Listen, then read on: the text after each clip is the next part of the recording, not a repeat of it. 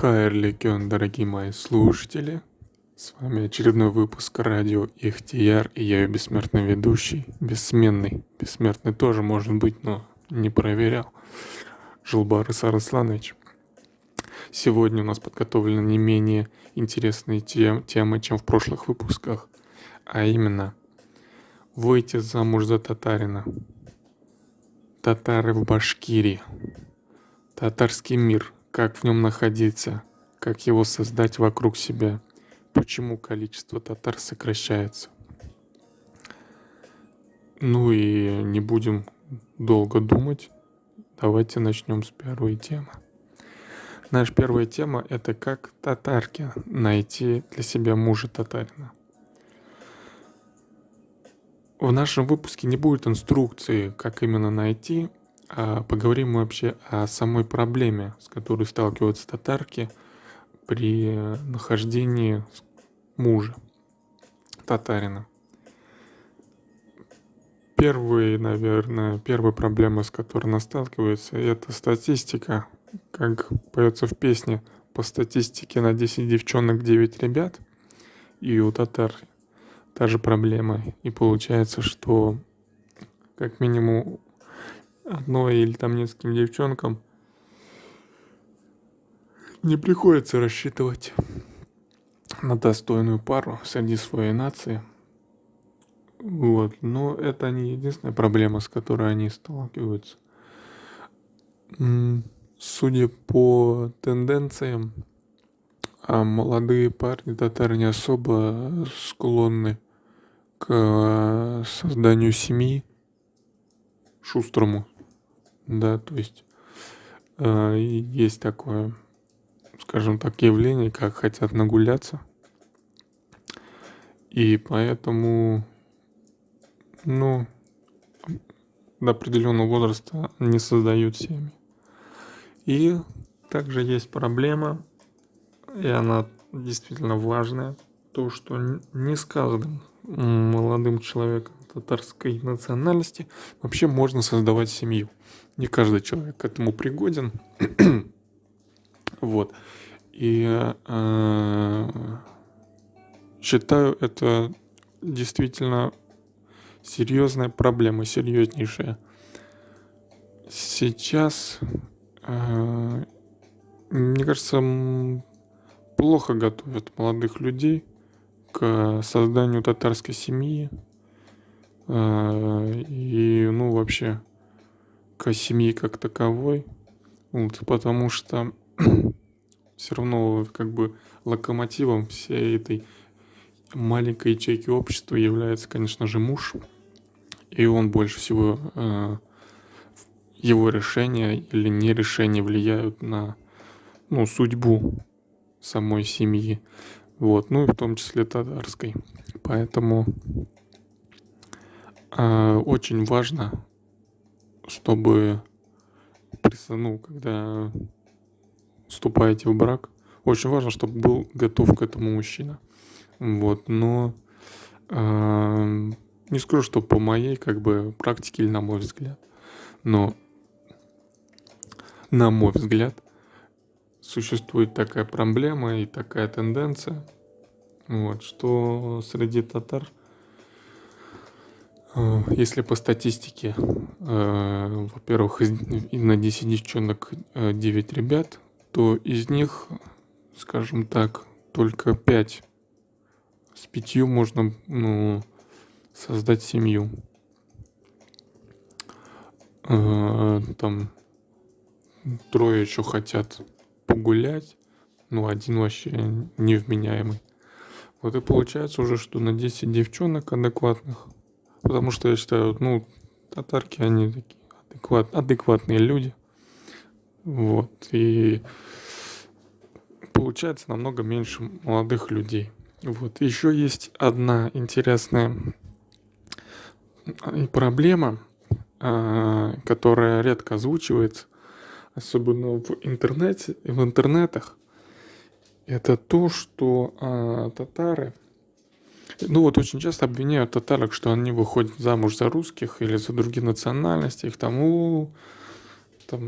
все, короче, типа, ну не скажу, что предатель, но такая, там все уже отошла от, от веры истинной, вот. Но никто не говорит о том, что в большей степени среди татарского населения на межнациональные браки идут именно татары. Вот, то есть именно татары, мужчины, создают больше всего браков с другими национальностями. Вот, и это тоже считаю проблема.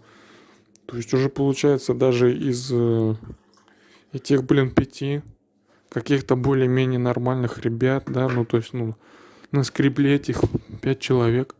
Из них тоже, там, 2 человека слились, мягко говоря. И что теперь делать? И уже у 10 татарок, 3 татарина. Вот, и начинается за ним охота.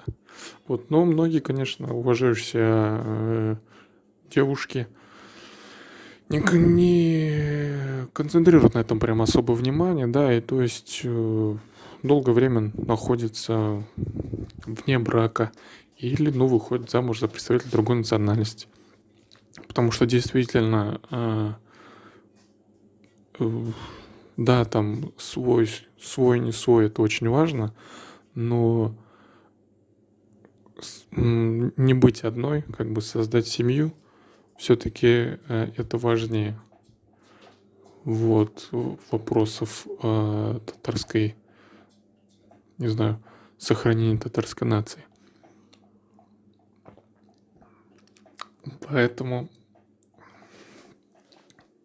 ничего не скажу, что против не имеем, но глубоко понимаем как бы тех девушек, которые через какое-то время поискав... Еще проблема у девушек, то что обычно вообще девушки тоже не должны, искать себе, да, то есть они как раньше заведено, сидят они, там кружева всякие вышивают, да, что там они еще обычно делали. Вот, и приходят к ним сваты, у татар не знаю, как они называются, ну и все, и забирают как бы девушку домой, к мужу, все, свадьба, все дела. А теперь что? Теперь татаркам, чтобы выйти замуж за татарина, нужно приложить усилия. Особенно, если это касается вопроса, если они живут вне Татарстана. Ну это ж, разве это вообще дело? Это действительно реальная проблема. Вот, то есть, если, например, татарину, вот, нужно найти татарку, это нормально. Это нормальная практика. Вообще, молодому человеку тоже нужно, как бы, искать хорошую девушку. То есть, нужно искать, это нормально. Но вот, если эта девушка ищет, это уже, как сказать, это становится нормой сейчас для нас, и это не совсем, мне кажется, хорошо. Вот, то есть, надеюсь, вы поняли, что я обозначил проблему, что у татарок есть действительно большая проблема с тем, чтобы найти себе достойного подстать. Подстать не значит там, что очень крутого имеется в виду. Ведь люди все-таки немножко индивидуальны. И у каждого человека есть свои взгляды, свои интересы, да, свое мироощущение. И тоже нужно находить человека, который тебе подойдет, который тебя поймет твой взгляд на мир, и поддержит его. Вот поэтому обозначил, что татаркам тяжело найти вот среди татар человека подстать себе. Поэтому проблема есть, пацаны, и давайте эту проблему решать. Вот как ее решить? Решение от Ихтияр радио. На самом деле мы не знаем, вот у нас нет никакого решения. Можно создавать на самом деле институты типа институты брака или там какие-нибудь курсы. Вот. Или вообще, вводить в школе предмет семья и учить молодых людей, ну и девушек, соответственно, м, ну как бы создавать семью. Что такое, рассказывать, что такое семья, как в ней надо себя вести, что нужно делать, что не нужно делать, зачем она нужна, почему семья как бы выгоднее, чем быть одному, ну и так далее. Вот, но опять же, на самом деле проблема сложная. Вот, пишите в комментариях, как бы вы решили, что, ну, татаркам сложно найти хорошего татарина. Ну, хорошим татаркам, да. Не скажу, что татар хороших мало. Но просто вот им сложно. Я вам объяснил, что у них есть многоэтапность нахождения молодого человека. И одна из сложностей в том, что им вообще нужно его искать.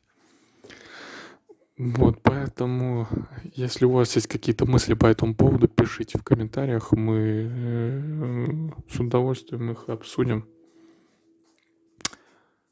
От нас пока решения, наверное, никакого нет. Поэтому, ну, может, многоженство. Многоженство тоже нормальная тема, наверное. Ну, то есть, ну вот, видит там парень нормальный, ну, семья там все дела держится, все, давайте к нему еще какой-нибудь прицепим. Все, нам пускай четверых держит. Вот деньги есть, ну нет, ну нормально, все равно, выживут.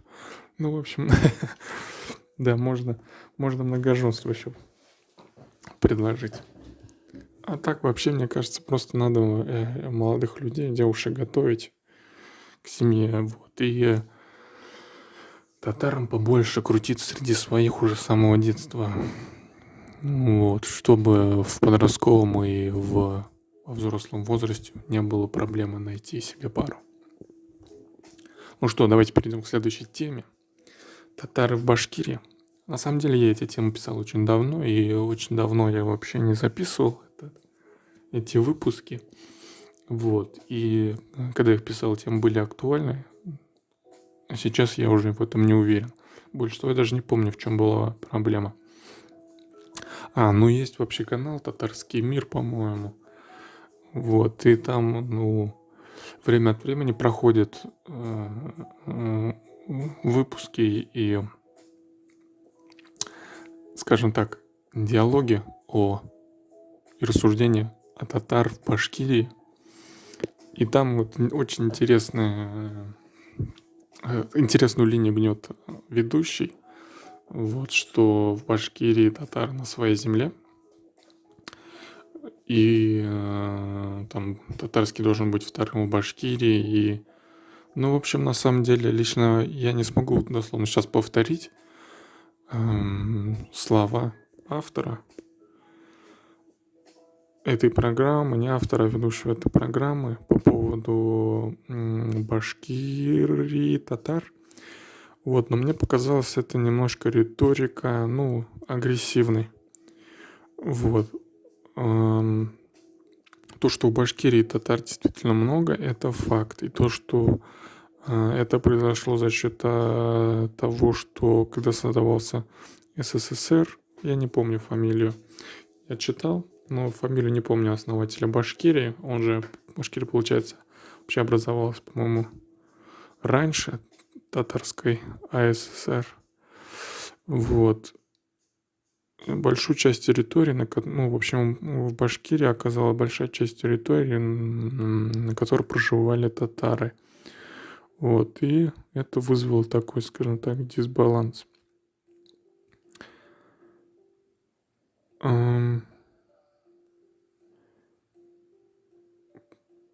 Проживали ли они там исторически, татары, или исторически это земля их, я утверждать не берусь, потому что, ну, во-первых, мы башкиры кочевой народ, и, ну, был раньше. И в Екатерининские, Елизаветинские, там вот, ну, вот эти вот все императорические времена, ну, башкир, скажем так, щемили, да, их территории, поэтому были восстания Они были связаны с тем, что у них отнимали территории. Вот, ну и, скажем так, часть людей, которые, ну, подавляла эти восстания и которые занимала территорию, это были татары и служилые татары. Тоже там были. Вот. А занимали ли они территорию, где сейчас находятся, где сейчас живут башкиры или нет? Ну, как бы это уже вопрос. Вот, ну, вообще, на самом деле, вопросов очень много, потому что некоторые говорят, что башкиры пришли вместе с монголами на эту территорию. Вот, и тогда получается, что... Ну, в общем, тогда сами понимаете, что получаете. Вот, не будем говорить вслух, а то обидится. Вот, и, в общем, да, получается сложный вопрос. И, ну, как сказать, однозначно, наверное, на него нельзя ответить, но лично мнение редакции, что как-то надо менее агрессивно, что ли, этот вопрос развивать. Или даже не то, что развивать его, вот, но надо консолидированно, мне кажется, татарам создать какой-то вот комитет по вопросу татар-башкирии, выработать какую-то позицию по данному поводу и потом ее придерживаться. Да, к сожалению, найду я записи. Записи нашел, но я не знаю, где именно мне вот прям бросилась так на слух именно вот эта вот громкая фраза про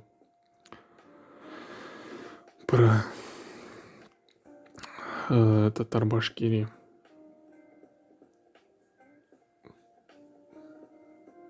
Как подкупают татар на Голодомор татар в 20 веке. Микроперепись татар-башкир. Вот итоги. Вот, давайте послушаем итоги.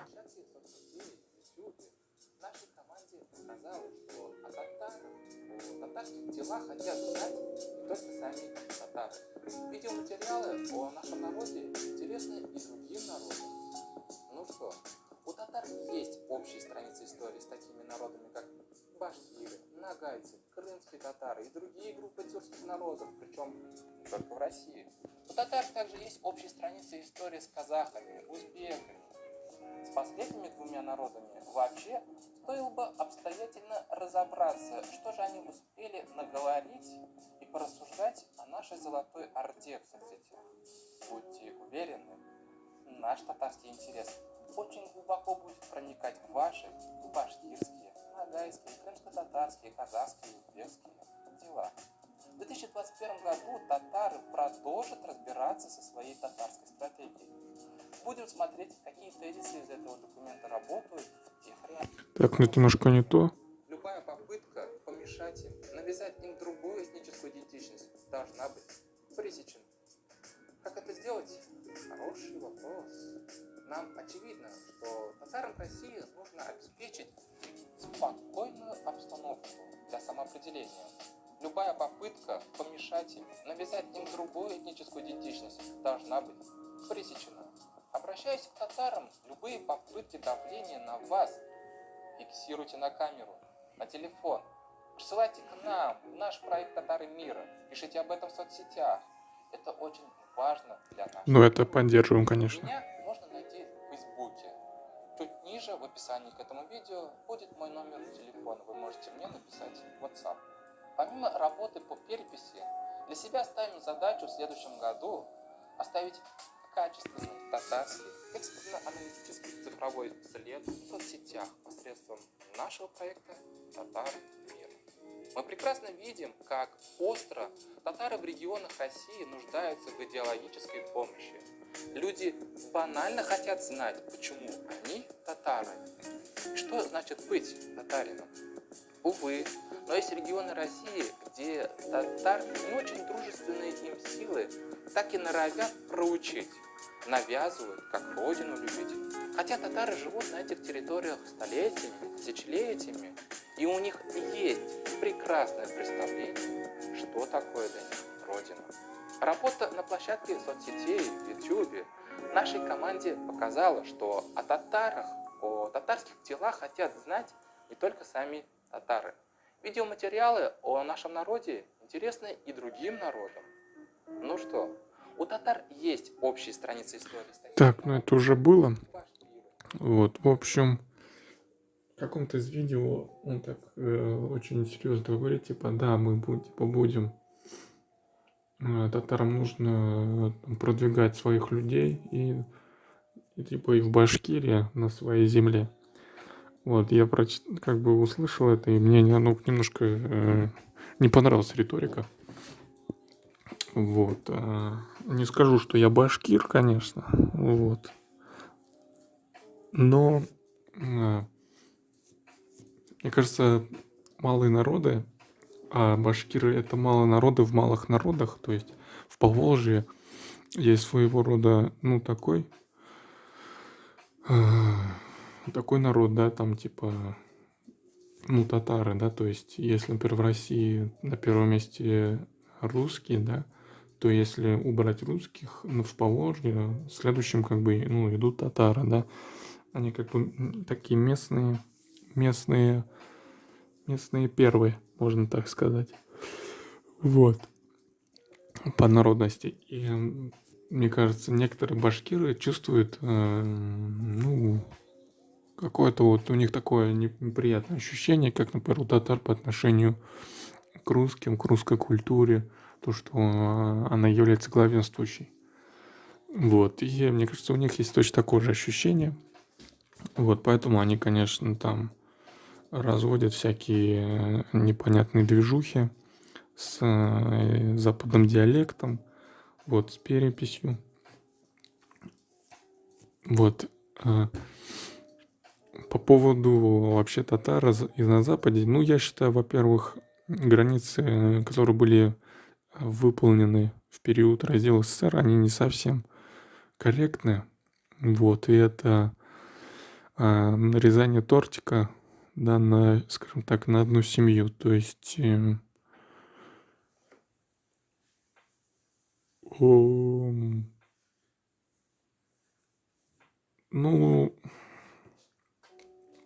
то есть, как бы сейчас, вот, например, на самом деле очень много проблем от этих территориальных границ, которые понарезали в СССР.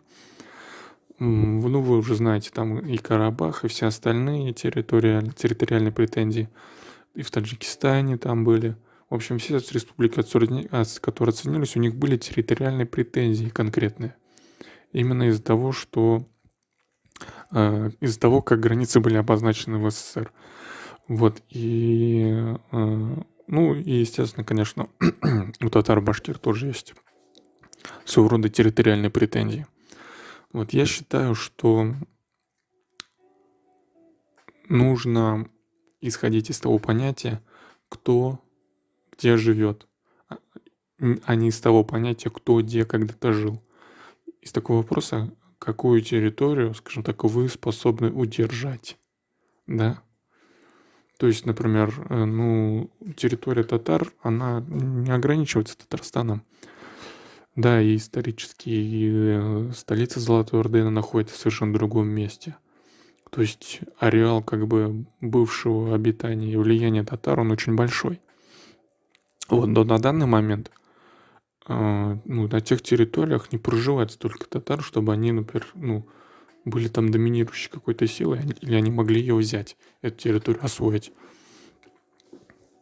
Да, то есть там просто, больше людей других национальностей. Не будем говорить, каких. Вот, конечно же, это армяне.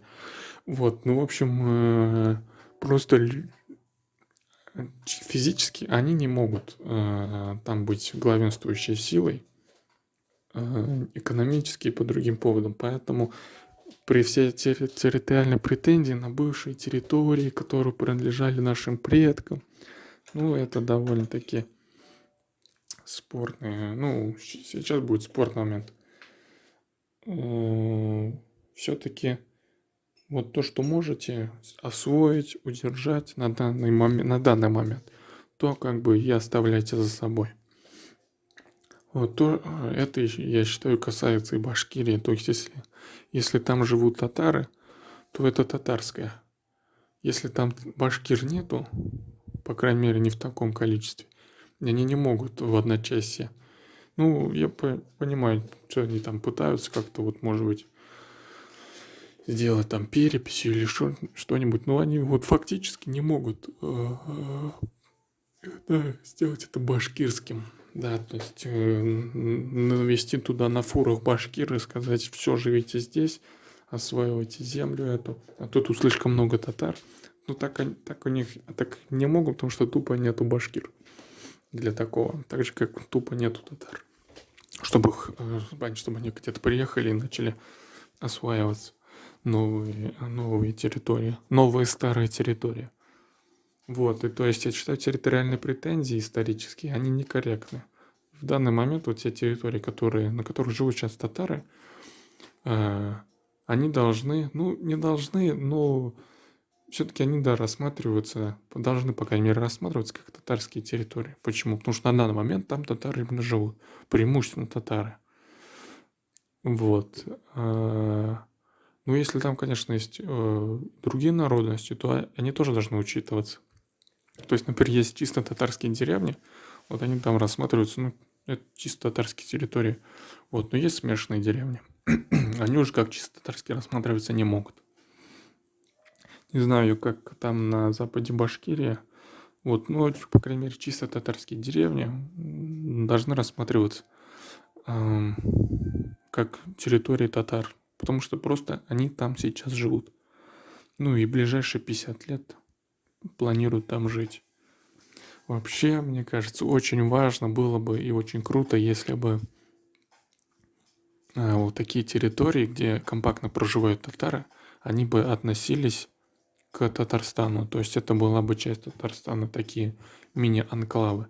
И их управление, все вот это вот занимался бы именно Татарстан. То есть, например, президент был бы не только на территории Татарстана, да, ну и распространялась вообще республиканская власть, но и на деревне там Нижегородской области, Мордвы, Чувашии, где именно татары проживают, вот именно вокруг.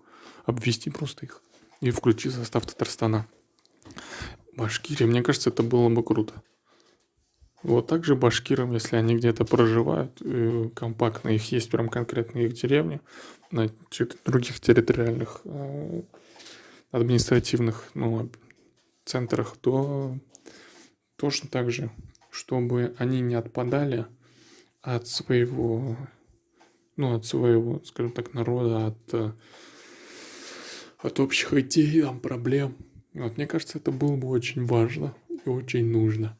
И это бы решило многие территориальные вопросы. Вот, ну а так, да. Считаю, где татары, там татарская. Где башкиры, там башкирская. Поэтому тему, считаю, закрыли. Да. В общем. Хотя вот я сказал, я вот сказал то же самое, что и тот ведущий. Тоже имя, к сожалению, не запомнил его. Да, только, может быть, не знаю, может, менее агрессивно. Вот, я считаю, это вопрос, не нужно решать, во-первых, агрессивно к этому относиться. Вот, я считаю, просто нужно общаться и уважительно. Ну и все, и просто не навязываться друг другу. И всегда, на самом деле, есть реально действительно понимание, что вот есть земля, да, и на ней живут люди, да, есть земля, на ней живут уже какие-то люди. Вот, и вопрос, ты можешь ее, освоить. Не в плане там, стада пасти, да, а действительно развить там, сделать организовать инфраструктуру, города, То есть сельское хозяйство развить, обеспечить ее безопасность в конце концов. Сможет ли этот народ это делать? Вот подумай о татарах. Мне кажется, на свои исторические территории татар пока претендовать не могут, потому что их слишком мало. Вот, но территории такие нормальные, обширные. Вот. Мне кажется, нужно просто количественно увеличиваться и осваивать, возвращаться и быть доминирующими как бы на своих исторических территориях.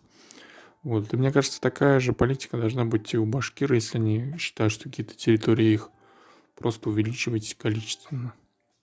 Потому что, по-другому, физически и идеологически как-то по-другому не сможете вы получить эти территории. Это даже глупо, да, там, если там проживают татары, а вы такие, все, это башкирские земли, это все Башкирия. Кстати, с другой стороны, я понимаю, вы говорите про какой-то сепаратизм, я, наверное, тоже говорю про какой-то внутренний сепаратизм, да, когда там в Башкирии вот эта территория татары, они такие, типа, вот, мы татары, мы все татарское. Второй татарский должен быть в Башкирии. Это политика партии, то ничего страшного в этом нет, наверное.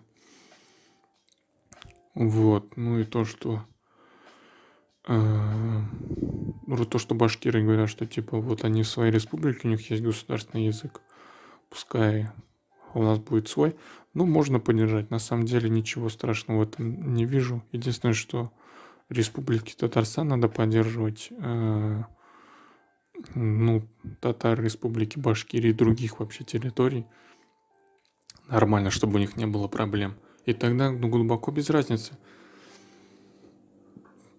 как бы государственный или не государственный в Башкирии татарский язык. Он просто должен как бы де-факто или де-юре работать. Да, и быть важным и нужным. Тогда все вот эти вот манипуляции выйдут на второй, на третий, четвертый план. Потому что у татар действительно проблема с языком, и даже в самой республике Татарстан вообще не могут его отстоять. И, да, я считаю, вообще это в республике Татарстан вот эти все эти прокуроры, да, Министерство образования и так далее, честно говоря, такие опущенцы.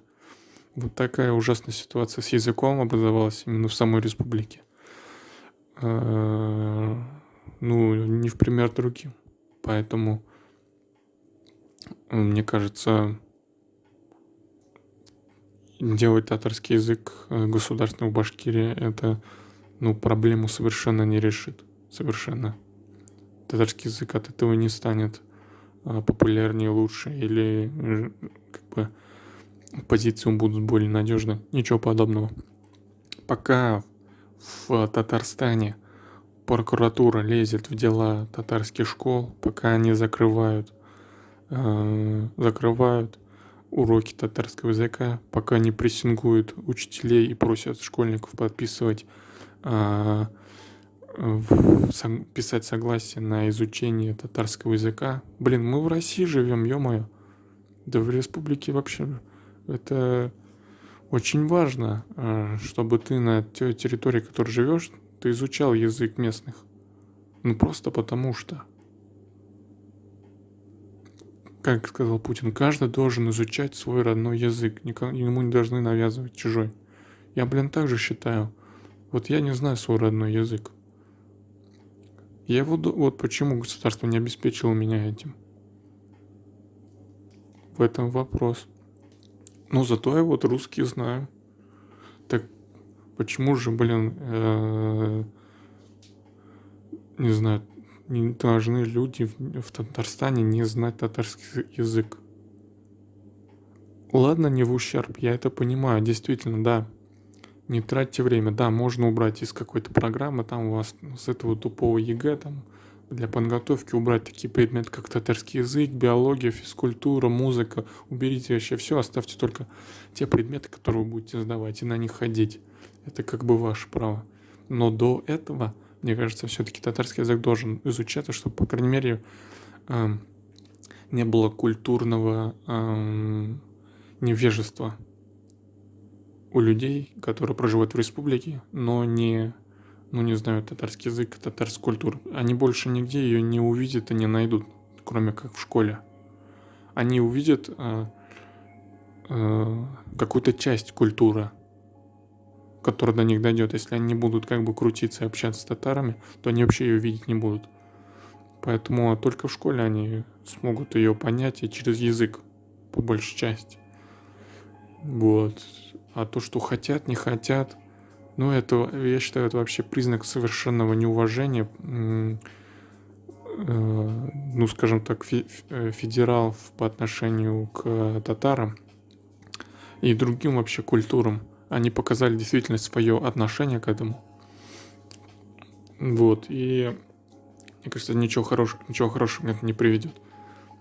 Люди вообще очень не любят, да, когда к ним относятся неуважительно, к их культуре. Вот. И поэтому это проблема. И она есть в Татарстане. И сделав государственным языком татарский язык в Башкирии, эту проблему не решить. Поэтому, мне кажется, вообще вопроса даже не должно об этом стоять.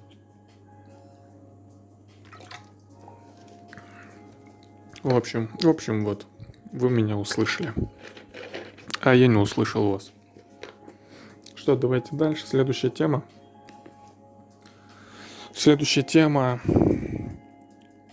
Давайте еще одну тему и пока закруглимся.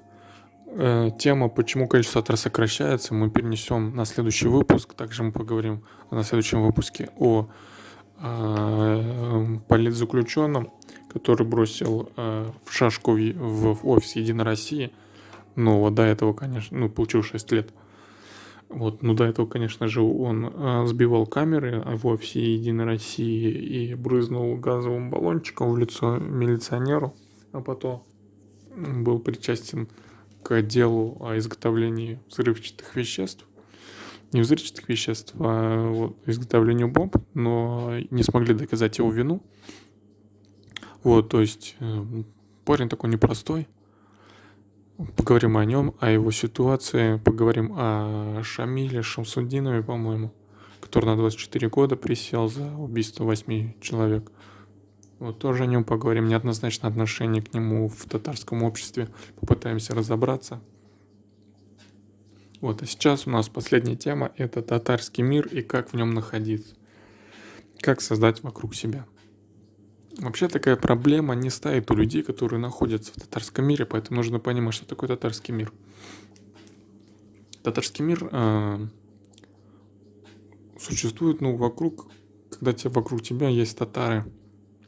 Но поэтому татарский мир развивается в татарских деревнях, в Татарстане, да, то есть, где татар нормальное количество.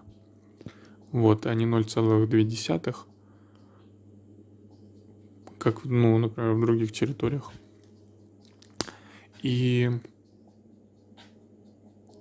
татарский мир может быть не только состоять из татар, вот, он может состоять из медиапространства, в котором человек обитает. То есть, если ты находишься вне татарского общества, вне татарских территорий, скажем так, ты все равно можешь находиться в татарском мире. Как, например, это происходит у иммигрантов, когда они уезжают в другую страну, но находясь у себя дома, да, или вообще, они как бы все равно существуют в своем мире. И они его приносят туда, куда приехали. Поэтому очень много проблем, скажем так, с этим возникает, то, что они привозят в свой мир и продолжают жить там по тем же правилам той страны, с которой они уехали.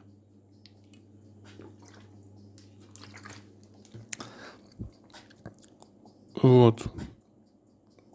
Поэтому очень важна тема татарского мира и что его можно создать, используя медиапространство. Можно вокруг себя создать вот это вот татароговорящее пространство. Если вы находитесь вот вне общества татар, вне татарских территорий, ну, территория тоже не решает, вне общества татар, только если у вас вот такого нет, вы можете включить фильмы на татарском языке, спектакли, читать книги вслух, слушать музыку не советую. Вот, ну, слушай, да, музыку, но другую тоже слушать, потому что если долго слушать татарскую музыку, то можно превратиться в башкира. Вот. И да, слушать, ну, читать и слушать, потому что мы вот как воспринимаем слух, зрение, ну и как бы говор, общение. Вот, если мы, скажем так, ну, хотя бы в течение дня 60% будет этого потока информации, который вы слышите, говорите, произносите на татарском языке, то ваш мозг как бы будет, скажем так, сохранять вот эту вот татаристость, восприятие мира через татарский язык, и так будет сохраняться своего рода татарский мир. И он будет крутиться вот вокруг, скажем так, у вас. И будет сохраняться использование языка, какие-то культурные особенности. Вот. Но для этого нужно прилагать усилия, если вы находитесь вне общества татар. Для этого действительно нужно прилагать усилия, чтобы в месте, где не нужен татарский, его использовать, читать книги, и, ну и делать все остальное. Вот поэтому ловите лайфхак. Это читайте вслух книги на татарском, даже если вы не знаете татарский. Читайте, потому что язык научится, ну, произносить, ваш мозг научится произносить правильные слова. Скузант. Язык научится произносить правильные слова, правильно их, ну, читать, видеть, его техника чтения улучшится, и вообще восприятие самих слов улучшится. Вот. Ну, фильмы на татарском они есть, их можно смотреть. Это тоже очень важно. Вы будете слышать, как слова те же самые, которые вы произносили, как они правильно звучат, как строятся предложения, те или иные выражения. Вот. Ну и вообще, если поток информации будет идти на татарском языке, то ваш мозг будет думать, что как бы этот язык мне нужен, да, этот навык мне нужен, потому что больше половины информации в течение дня поступает на татарском языке, поэтому я не буду его забывать. И все, что вы помнили, знали на татарском языке, или будете знать, будет запомнено, будет оставлено. Вот. И также будет вот создан вот этот вот своего рода татарский мир вокруг вас. Вот этот вот пузырь. Ну, конечно же, есть интернет. Общайтесь с другими татарами. Обязательно. Находите друзей, коллег и так далее. Делайте вместе совместно какие-то социальные важные проекты, и тогда будет все круто. Вы будете большие молодцы, и вы будете находиться в татарском мире. Поэтому вот такой рецепт, вот такой лайфхак от Ихтияр Радио. Ну что ж, а нам пора закругляться. С вами был Жолбарыс Арысланович. Или, может быть, Юлбарыс Арысланович. Кому как приятнее, удобнее. И это было Ихтияр Радио. Выпуск номер 2 с новой обложкой. Пожелаем нам удачи. Пишите свои мысли по данным темам в комментарии. Темы у нас были такие: выйти замуж за татарина,